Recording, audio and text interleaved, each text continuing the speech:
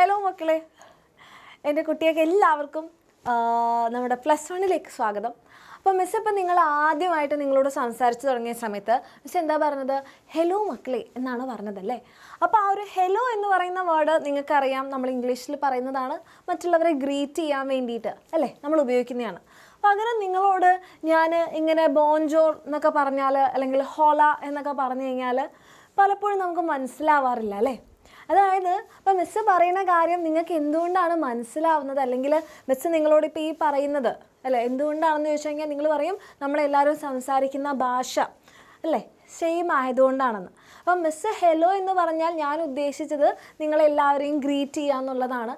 അപ്പോൾ അത് നിങ്ങൾക്ക് മനസ്സിലാവുന്നുണ്ട് അല്ലേ.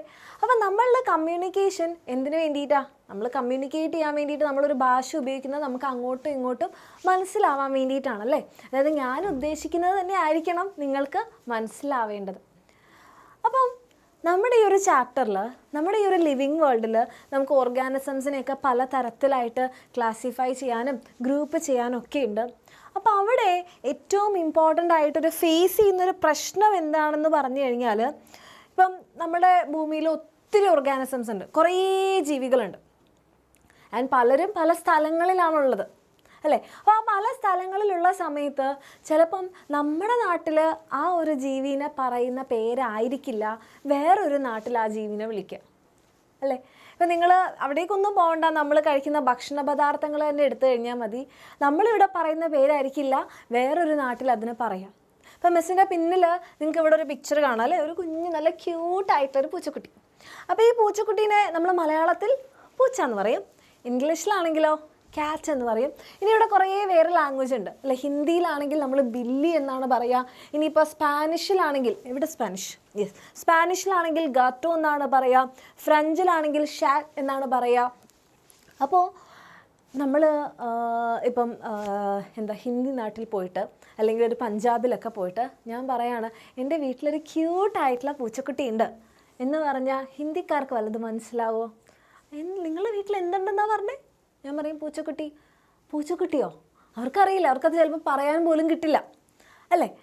അതായത് നമ്മുടെ നാട്ടിൽ ഒരു സാധനത്തിന് പറയുന്ന പേരായിരിക്കില്ല വേറൊരു നാട്ടിൽ ആ സാധനത്തിന് പറയാം. ഇതിപ്പോൾ പൂച്ചക്കുട്ടിയെ നമുക്ക് വലിയ കാര്യമൊന്നുമില്ല. ഭക്ഷണത്തിൻ്റെ കാര്യം വരുമ്പോൾ എന്താ അവസ്ഥ? അപ്പം നിങ്ങൾ പഞ്ചാബി ഹൗസ് എന്ന് പറഞ്ഞ മൂവിയിൽ കണ്ടിട്ടുണ്ടാവും അല്ലേ. നമ്മളോട് പറയും ചോറ് എന്ന് പറയുമ്പോൾ നമ്മുടെ നാട്ടിൽ ചോറാണ്, പക്ഷേ ഹിന്ദി നാട്ടിൽ അല്ലെങ്കിൽ ഹിന്ദിക്കാരെ സംബന്ധിച്ചിടത്തോളം ചോറെന്ന് പറഞ്ഞാൽ കള്ളനാണ്. അപ്പോൾ നമ്മളവിടെ പോയിട്ട് പഞ്ചാബിൽ പോയിട്ട് എനിക്ക് ചോറ് വേണം എന്ന് പറഞ്ഞു കഴിഞ്ഞാൽ എന്താണ്, നമ്മൾ കള്ളനാണെന്ന് വിചാരിക്കും. അപ്പോൾ അത് അത്ര സുഖമുള്ളൊരു പരിപാടിയല്ലല്ലോ അല്ല. അപ്പം നമുക്ക് എല്ലാവർക്കും മനസ്സിലാവുന്ന ഒരു വാക്ക് ഉപയോഗിക്കണം ഏതൊരു സാധനത്തിനായാലും. എല്ലാവർക്കും പറഞ്ഞു കഴിഞ്ഞാൽ അത് ഇപ്പോൾ പൂച്ചേനെ ആണെങ്കിൽ പൂച്ചയ്ക്കൊരു കോമൺ നെയിം വേണം, അല്ലെങ്കിൽ ഒരു സ്റ്റാൻഡർഡൈസ്ഡ് നെയിം വേണം. ഏത് നാട്ടിൽ പോയി കഴിഞ്ഞാലും ആ പേര് പറഞ്ഞാൽ ഇത് പൂച്ചയാണ് എന്ന് മനസ്സിലാവണം. ഓക്കെ.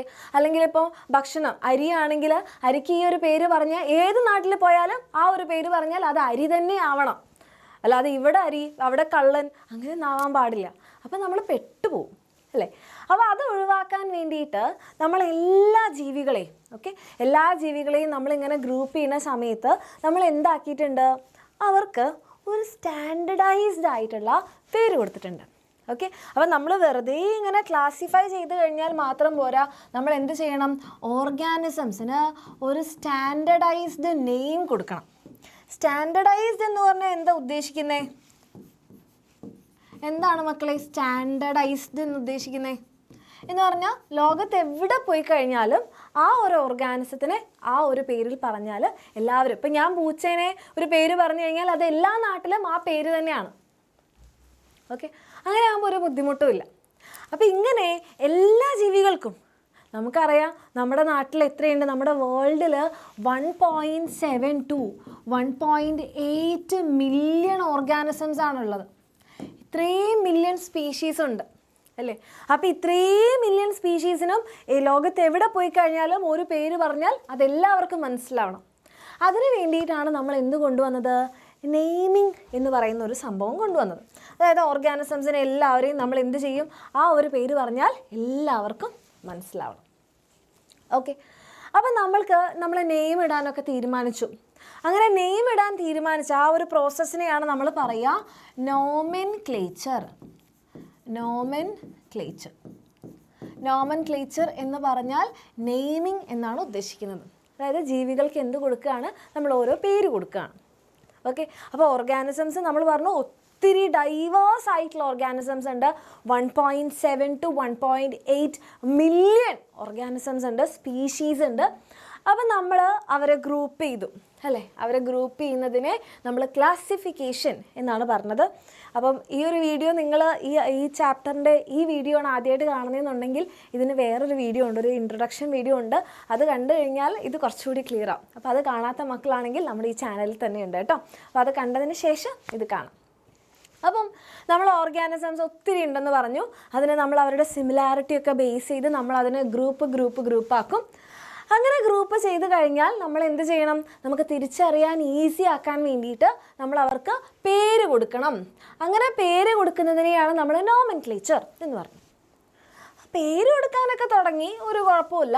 പക്ഷേ പ്രശ്നം എന്താണെന്ന് പറഞ്ഞാൽ പേര് കൊടുക്കുമ്പം ഞാൻ പറയും മലയാളത്തിൽ പേര് കൊടുക്കാം.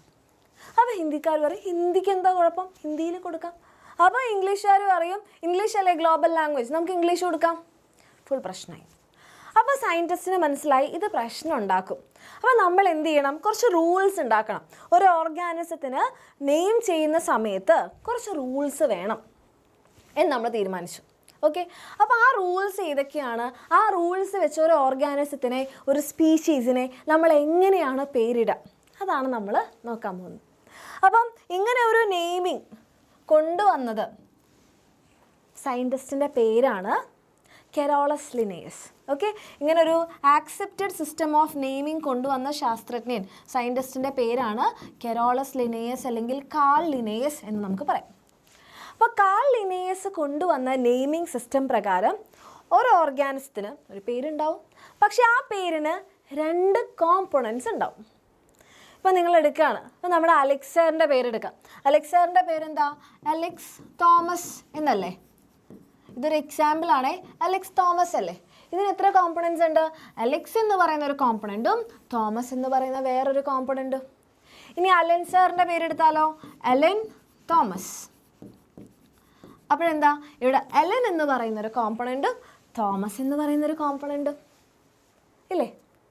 അപ്പോൾ അതേപോലെ നമ്മുടെ കെറോളസ് ലിനേയസ് പറഞ്ഞ നെയിമിംഗ് സിസ്റ്റം പ്രകാരം ഒരു ഓർഗാനിസത്തിന് പേര് കൊടുക്കുമ്പോൾ അതിന് 2 കോമ്പണൻസ് വേണം. അതാണ് ഫസ്റ്റ് ക്രൈറ്റീരിയ. Okay, 2 components. അപ്പോൾ മക്കളെ 2 എന്ന് പറഞ്ഞാൽ നമ്മൾ എന്താ പറയുക? ബൈ അല്ലേ? അപ്പോൾ 2 കോമ്പണൻസ് ഉള്ള ഒരു നെയിം. അപ്പോൾ ഈ ഒരു നോമെൻക്ലേച്ചറിനെ നമ്മൾ പറയും ബൈനോമിയൽ നോമെൻക്ലേച്ചർ.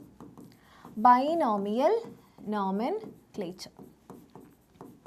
ബൈനോമിയൽ നോമെൻക്ലേച്ചർ എന്നാണ് നമ്മൾ പറയാം. ബൈ എന്ന് പറഞ്ഞാൽ എത്രയാണ്? 2. അതായത് ഫസ്റ്റ് റൂൾ ഇത് തന്നെയാണ്. ഒരു പേരിന് എന്തായിരിക്കണം? ഒരു സയൻറ്റിഫിക് നെയിമിന് scientific name should have 2 components. അതാണ് നമ്മുടെ ഫസ്റ്റ് റൂൾ. 2 കോമ്പണൻസ്, 2 കോമ്പണൻസ് ഉള്ള ഒരു പേര് വേണം എന്ത് ചെയ്യാൻ? കൊടുക്കാൻ. അപ്പം നമ്മളുടെ ടെക്സ്റ്റ് ബുക്കിൽ ഒരു എക്സാമ്പിൾ തന്നിരിക്കുന്നത് നമ്മുടെ മാങ്ങയാണ്. എല്ലാവർക്കും മാങ്ങ ഇഷ്ടമാണോ? അല്ലേ? നമ്മളിപ്പം മിസ് മാങ്ങ എന്ന് പറഞ്ഞു, മാമ്പഴം എന്ന് പറയാറുണ്ട്, മാംഗോ എന്ന് പറയാറുണ്ട് അല്ലേ? അപ്പം നമ്മുടെ ഇംഗ്ലീഷിൻ്റെ നമുക്ക് എടുക്കാം മാംഗോ. അപ്പം മാംഗോ എന്ന് പറഞ്ഞാൽ ചിലപ്പം ഇംഗ്ലീഷ് അറിയാത്ത ആൾക്കാരെ സംബന്ധിച്ചിടത്തോളം മാംഗോയോ അതെന്താ അങ്ങനെ ചോദിക്കും. അപ്പോൾ ആർക്കും അങ്ങനെ കൺഫ്യൂഷൻ വരാൻ പാടില്ല. അതിനാണ് നമ്മൾ ഈ പേര് കൊടുക്കുന്നത്. അപ്പോൾ ഫസ്റ്റ് റൂള് പ്രകാരം എന്താ പറഞ്ഞിരിക്കുന്നത്? 2 കോമ്പണൻസ് അല്ലേ? അതായത് 2 കോമ്പണൻസ് വേണം. അതിൽ 2 കോമ്പണൻസ് ഇപ്പോൾ എന്താ കൊടുക്കുക? അപ്പോൾ നമ്മൾ പറഞ്ഞു ഫസ്റ്റ് കോമ്പണൻ്റ് എന്ന് പറയുന്നത് ജീനസ് നെയിം ആയിരിക്കണം.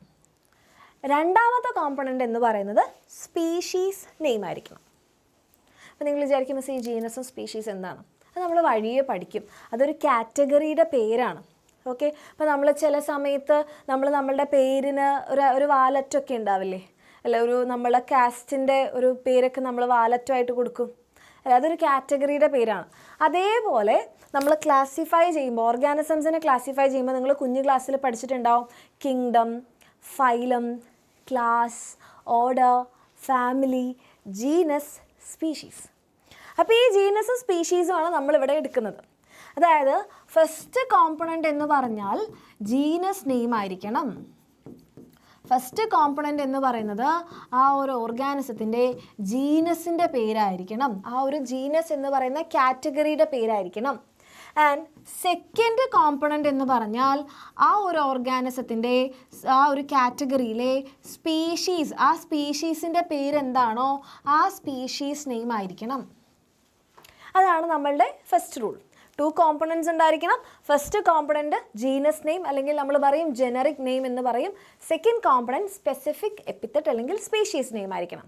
അപ്പോൾ നമ്മൾ മാംഗോനെ നമ്മൾ നെയിം ചെയ്യുകയാണെങ്കിൽ മാംഗോൻ്റെ സയൻറ്റിഫിക് നെയിം മാൻജിഫെറ ഇൻഡിക്ക എന്നാണ്. മാൻജിഫെറ ഇൻഡിക്ക. ഇതിൽ മാൻജിഫെറ എന്ന് പറയുന്നത് അതിൻ്റെ ജീനസ് നെയിമും ഇൻഡിക്ക എന്ന് പറയുന്നത് അതിൻ്റെ സ്പീഷീസ് നെയിമുമാണ്. ഓക്കെ, അപ്പം ഇപ്പം നമ്മളൊരു എക്സാമ്പിൾ എടുക്കുകയാണെങ്കിൽ ഹോമോസാപ്പിയൻസ്. ഹോമോ എന്ന് പറയുന്നത് നമ്മളുടെ മനുഷ്യന്മാരുടെ സയൻറ്റിഫിക് നെയിമാണ് ഹോമോസാപ്പിയൻസ്. ഹോമോ എന്ന് പറഞ്ഞാൽ മനുഷ്യന്മാരുടെ ജീനസിൻ്റെ പേരാണ്. സാപ്പിയൻസ് എന്ന് പറഞ്ഞാൽ നമ്മുടെ സ്പീഷീസിൻ്റെ പേരാണ്. അങ്ങനെ ഏത് നിങ്ങൾ എടുത്ത് നോക്കിയാലും നിങ്ങൾക്ക് മനസ്സിലാവും. ഓക്കെ, ഇനി രണ്ടാമത്തെ റൂൾ എന്ന് പറയുന്നത് നിങ്ങൾ എന്ത് വേണമെങ്കിലും ജീനസോ സ്പീഷീസോ എന്ത് എഴുതിക്കോ, പക്ഷേ ആ ലാംഗ്വേജ് എന്ന് പറയുന്നത് ഏതായിരിക്കണം? മലയാളം പറ്റുമോ? ഇംഗ്ലീഷ് പറ്റുമോ? ഹിന്ദി പറ്റുമോ? ഒന്നും പറ്റില്ല. ലാറ്റിൻ ലാംഗ്വേജ് ആയിരിക്കണം. ലാറ്റിൻ ലാംഗ്വേജിലായിരിക്കണം നിങ്ങളുടെ പേരുണ്ടാവേണ്ടത്. ഇപ്പോൾ ഈ മാൻജിഫറ എന്ന് പറഞ്ഞാൽ മലയാളമോ ഇംഗ്ലീഷാ ഹിന്ദിയാ? ഒന്നുമല്ല, ലാറ്റിനാണ്. കാരണം ലാറ്റിൻ എന്ന് പറയുന്ന ഒരു ഡെഡ് ലാംഗ്വേജ് ആണ്, അത് ആരും ഉപയോഗിക്കാത്തൊരു ലാംഗ്വേജ് ആണ്. അപ്പോൾ പ്രശ്നമില്ലല്ലോ, ആർക്കും പരാതിയില്ല.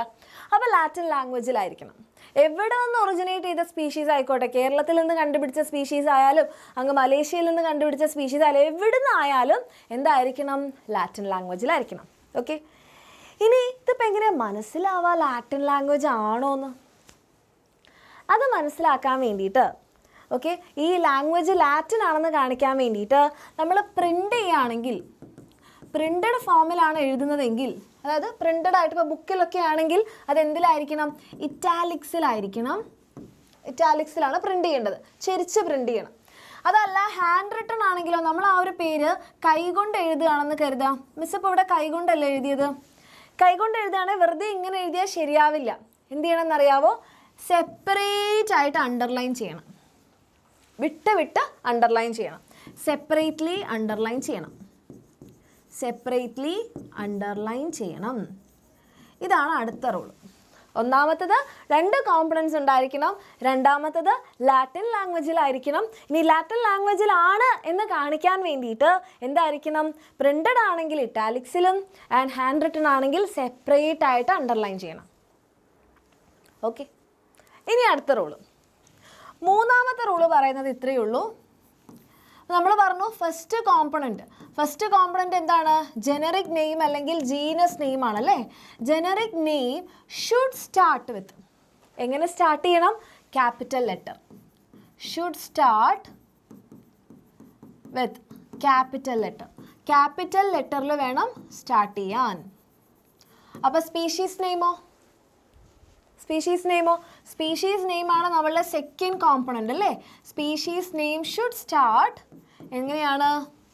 സെക്കൻഡ് കോമ്പണൻ്റ് ആയിട്ടുള്ള സ്പീഷീസ് നെയിം നമ്മൾ സ്മോൾ ലെറ്ററിൽ സ്റ്റാർട്ട് ചെയ്യണം. Small letter. മിസ് ഇവിടെ എഴുതിയത് നിങ്ങൾ ശ്രദ്ധിച്ചായിരുന്നോ? മിസ് എങ്ങനെ എഴുതിയിരിക്കണേ നോക്കിക്കേ. ജീനസ് നെയിം മിസ് ക്യാപിറ്റൽ ലെറ്ററിലാണ് എഴുതിയത്, സ്പീഷീസ് നെയിം മിസ് സ്മോൾ ലെറ്ററിലാണ് എഴുതിയത്. ഓക്കെ, അപ്പോൾ മിസ് ഇവിടെ ഒന്നുകൂടെ നിങ്ങൾക്ക് എഴുതി കാണിച്ചു തരാം. അപ്പോൾ മാൻജിഫെറ ഇൻഡിക്ക എന്ന് മിസ് എഴുതുവാണെങ്കിൽ Mangifera indica. Okay, Mangifera indica. And ഇങ്ങനെ മാത്രം മതിയോ? സെപ്പറേറ്റ് ആയിട്ട് അണ്ടർലൈൻ ചെയ്യണം. കാരണം മിസ് കൈകൊണ്ട് എഴുതുകയല്ലേ ചെയ്തത്. ഓക്കെ, ഇനി അടുത്തൊരു റൂൾ കൂടിയുണ്ട്.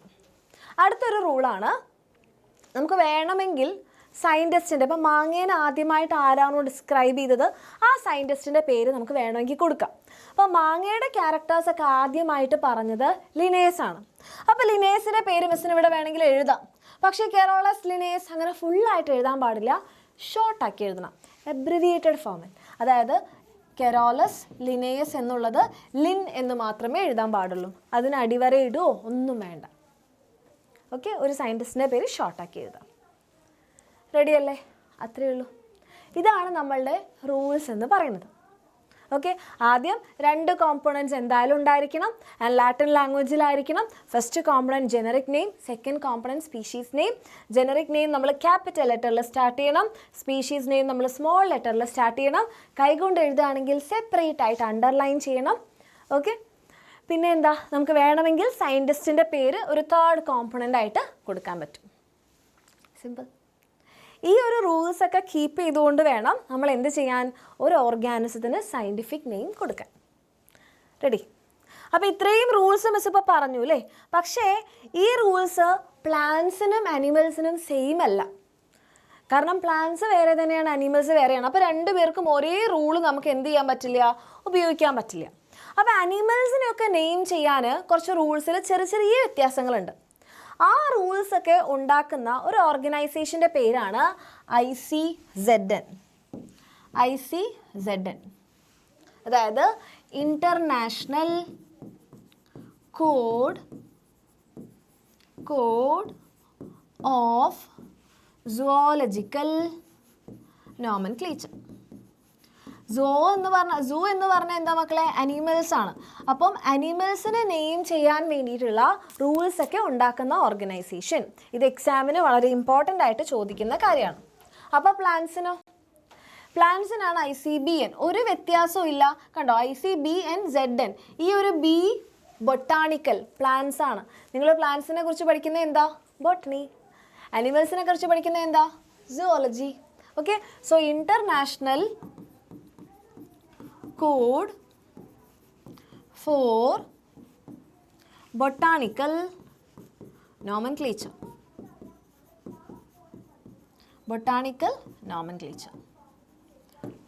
ഓക്കെ, അപ്പോൾ ഇതെന്ന് പറഞ്ഞിട്ടുണ്ടെങ്കിൽ പ്ലാന്റ്സിന് വേണ്ടിയിട്ടുള്ളതാണ്, ഇതെന്ന് പറഞ്ഞിട്ടുണ്ടെങ്കിൽ അനിമൽസിന് വേണ്ടിയിട്ടാണ്. ഇത്രയേ ഉള്ളൂ, ഇത്രയേ നിങ്ങളുടെ എക്സാമിന് ചോദിക്കുള്ളൂ. ഓക്കെ, അപ്പോൾ ഇതേപോലെയുള്ള കാര്യങ്ങളൊക്കെ എൻ്റെ മക്കൾക്ക് ഡീറ്റെയിൽ ആയിട്ട് പഠിക്കണം എന്ന ആഗ്രഹം ഉണ്ടെങ്കിൽ, നിങ്ങൾക്ക് എന്ത് ചെയ്യാം, നമ്മുടെ ബാച്ചിലൊക്കെ ജോയിൻ ചെയ്യാം. കാരണം നിങ്ങൾ മനസ്സിലാക്കേണ്ട ഇത്രയേ ഉള്ളൂ, ഇത് നിങ്ങളുടെ സീനിയേഴ്സ് ഉണ്ടാക്കിയ റിസൾട്ടാണ്. ഓക്കെ, അവർ നമ്മളുടെ +1 അഗ്നി ബാച്ചിൽ പഠിച്ച്, റിസൾട്ട് കണ്ടില്ല അല്ലേ, +1 അഗ്നി ബാച്ചിൽ പഠിച്ച് ഫുൾ മാർക്ക് വാങ്ങിയിട്ടുള്ള ആൾക്കാരാണിത്. മക്കളെ ആലോചിച്ച് നോക്കും, ഫുൾ മാർക്ക് വാങ്ങിക്കുക എന്ന് പറഞ്ഞാൽ അത്ര ഈസി ആയിട്ടുള്ളൊരു കാര്യമല്ല. അങ്ങനെ ഫുൾ മാർക്ക് അവർ വാങ്ങിച്ചിട്ടുണ്ടെങ്കിൽ അതിൽ നമ്മളുടെ ബാച്ചിൻ്റെ റോൾ എന്താണെന്നുള്ളത് മിസ് പറയുന്നില്ല. നിങ്ങൾ നമ്മുടെ ചാനലിൽ എടുത്ത് നോക്കുക, അവർ പറയുന്നത് കേൾക്കുക. ഓക്കെ, ഇത് ഫുൾ മാർക്ക് വാങ്ങിച്ച ആൾക്കാരാണ്, 1 മാർക്ക് മിസ് ചെയ്ത മക്കളാണ്, ഇത് 2 മാർക്ക് മാത്രം പോയിട്ടുള്ള ആൾക്കാരാണ്. ആൻഡ് ഇവിടെ നിങ്ങൾ നോക്കിക്കഴിഞ്ഞാൽ ഫുൾ A+ സയൻസ് സബ്ജക്ട്സിൽ, ഫുൾ മാർക്സ് സയൻസ് സബ്ജക്ട്സിൽ, ഫുൾ മാർക്സ് ഇൻ എല്ലാ സബ്ജക്ട്സിലും, ആൻഡ് 98%, 97%, 96% അങ്ങനെ ഇവിടെ കാണും. അപ്പോൾ ഇത്രയും റിസൾട്ട് ഓറിയൻറ്റഡ് ആയിട്ടുള്ളൊരു ബാച്ചാണ് നമ്മളുടെ +1 അഗ്നി ബാച്ച്. നമ്മളുടെ അഗ്നി ബാച്ചിൽ ജോയിൻ ചെയ്യാൻ നിങ്ങൾക്ക് ആഗ്രഹം ഉണ്ടെങ്കിൽ നിങ്ങൾക്ക് തീർച്ചയായിട്ടും ജോയിൻ ചെയ്യാവുന്നതാണ്. അടിപൊളിയായിട്ട് നിങ്ങൾക്ക് കോൺസെപ്റ്റൊക്കെ മനസ്സിലാക്കി പഠിക്കാൻ പറ്റും. ഓക്കെ, അപ്പോൾ ഇതിനൊക്കെ വേണ്ടിയിട്ട് നിങ്ങൾ ചെയ്യേണ്ട എത്രയേ ഉള്ളൂ, താഴെ കാണുന്ന നമ്പറിൽ നിങ്ങൾക്ക് മെസ്സേജ് ചെയ്യാം. 5999 ആണ് നമ്മളുടെ ഫീ, 1 ഇയറിന് വേണ്ടിയിട്ടുള്ള ഫീ ആണ്. നമ്മളുടെ എക്സാമിൻ്റെ ബുക്ക് സെറ്റും ഒക്കെ നിങ്ങൾക്ക് ഇതിൻ്റെ കൂടെ കിട്ടും. ഓക്കെ, അപ്പോൾ അത്രേ ഉള്ളൂ, അടിപൊളിയായിട്ട് പഠിക്കുക. Thank you so much. അതിന് പോകുന്നതിന് മുൻപായിട്ട് ഒരു ക്വസ്റ്റ്യൻ എൻ്റെ മക്കൾക്ക്. അപ്പോൾ നിങ്ങൾക്ക് എല്ലാവർക്കും അറിയാം, ഹോമോസാപ്പിയൻസ്, മനുഷ്യന്മാരുടെ സയൻറ്റിഫിക് നെയിമാണ് ഹോമോസാപ്പിയൻസ്. ഇത് നിങ്ങൾ എന്ത് ചെയ്യുക, write by following scientific rule. ഇപ്പം മിസ്സ് പറഞ്ഞ ആ ഒരു സയൻറ്റിഫിക് റൂൾസൊക്കെ കീപ്പ് ചെയ്തുകൊണ്ട് എൻ്റെ മക്കൾ എന്ത് ചെയ്യുക, നിങ്ങൾ ഈ ഒരു പേര് ഒന്ന് എഴുതുക, കമൻറ്റ് ചെയ്യാം. ഓക്കെ.